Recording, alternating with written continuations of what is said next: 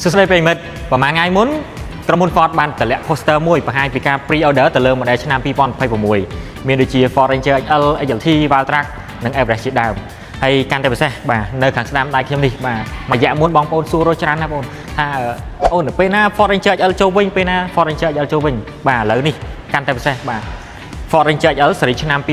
2026 យើងមាននៅក្នុង stock ស្រាប់ទើបតែចូលថ្មីក្តាក់ហុយតែម្ដងបងប្អូនអាចធ្វើការបញ្ជាទិញភ្លាមនិងទទួលបានរយៈភ្លាមតែម្ដងបងប្អូនទិញជាលុយសុទ្ធក៏បានបងរំលោះក៏បានចូលរួមមុន 50% បងប្អូនបងប្រចាំខែត្រឹមតែ$200ស្ដើងតែប៉ុណ្ណោះ